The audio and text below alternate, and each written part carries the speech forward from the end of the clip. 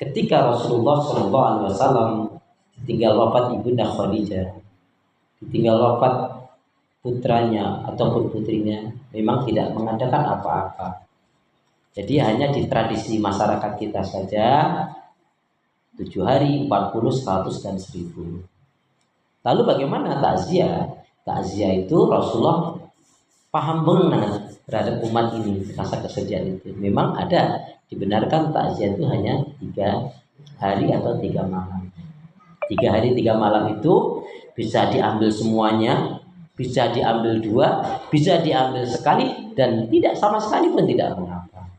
Tetapi intinya kita harus ingat pertama, a'udzubillahi minasyaitonirrajim, kullu nafsin dha'iqatul maut wa innama tuwaffawna ujurakum yaumal qiyamah faman zuziya 'anil nar wa udkhilal jannah faqad faz wa mal hayatud dunya illa mata'ul ghurur.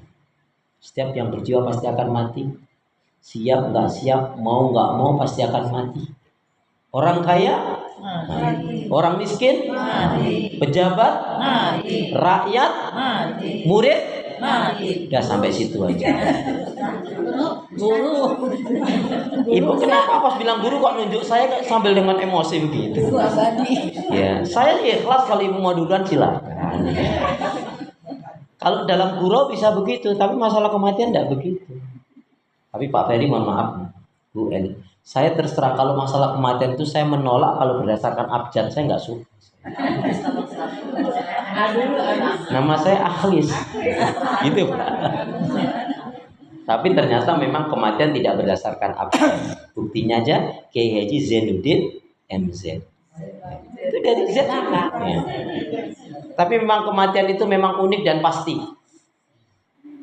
Contohnya kita pernah dengar kakek neneknya masih sehat, cucu-cucunya sudah meninggal. Ada lagi kita dengar, kita ketahui, ya, anak-anaknya meninggal, bapak ibunya sehat. Sudah lama banget meninggal. Sehat. Ayo kita perhatikan firman Allah ini. Setiap yang berjiwa pasti akan mati. Kata-kata mati adalah menurut Imam Ghazali artinya dekat. Maka alangkah bodohnya seseorang yang sudah jelas-jelas dipastikan divonis oleh Allah mati, tapi dia tidak mempersiapkan diri dengan bekal kebaikan, amal soleh. Apalagi Allah sudah mengingatkan wala nabluwannakum bisyai'im minal khaufi wal ju'i wa naqsim minal amwali wal anfusi wa thamarat wa basyiris sabirin alladzina idza asabatuhum musibah qalu inna lillahi wa inna ilaihi raji'un. Sungguh pasti Allah akan menguji manusia. Yang dengan ujian apa? Wala nabluwannakum bisyai'im minal khauf, rasa takut, gelisah, cemas, kekurangan harta, kekurangan, ya, apa kekurangan lainnya, baik harta, baik itu fisik, bahkan termasuk jiwa. Artinya kematian.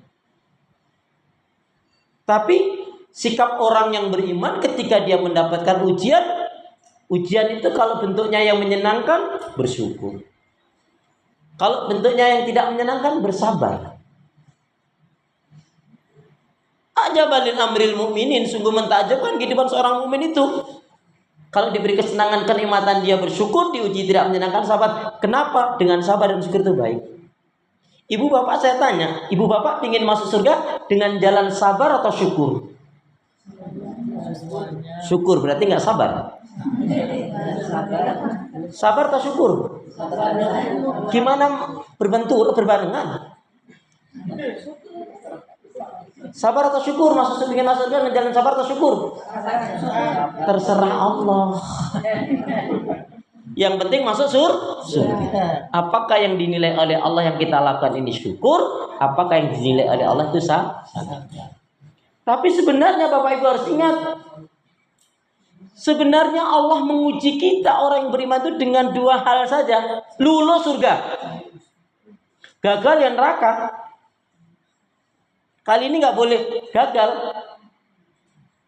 Sekali lagi, Allah menguji kita manusia sebagai orang beriman ini hanya dua saja. Lulus surga, gagal neraka. Apa itu? Allah menguji kita sebagai orang beriman ini hanya dengan dua hal saja. Lulus surga, gagal neraka. Apa itu? Apa? Ini yang bisa jawab dengan benar, hadiahnya umrah bayar sendiri dong. Allah menguji kita dengan dua hal saja. Lulus surga, gagal neraka. Ayo, pura-pura mikirnya jangan terlalu lama. Setiap orang beriman diuji dengan dua hal saja. Apa? Allah menguji kita dengan dua hal saja, yaitu perintah dan larangan. Jadi kalau ada perintah nggak kita kerjakan, gagal kita. Kalau kita kerjakan semampu kita. Kalau ada larangan, wajib ditinggalkan. Kalau kita serius, mampu kok. Nah, kembali. Setiap yang berjiwa pasti akan mati. Maka di hari kiamat nanti ternyata Allah menjelaskan orang yang sukses yang sebenarnya itu nanti di akhirat. Di dunia ini nggak ada yang sukses. Karena semuanya ujian. Susah, sulit, sehat, sakit, miskin, kaya. Dapat rezeki, kurang dapat rezeki, juga itu ujian. Ya. Yang sukses yang sebenarnya famang zuzia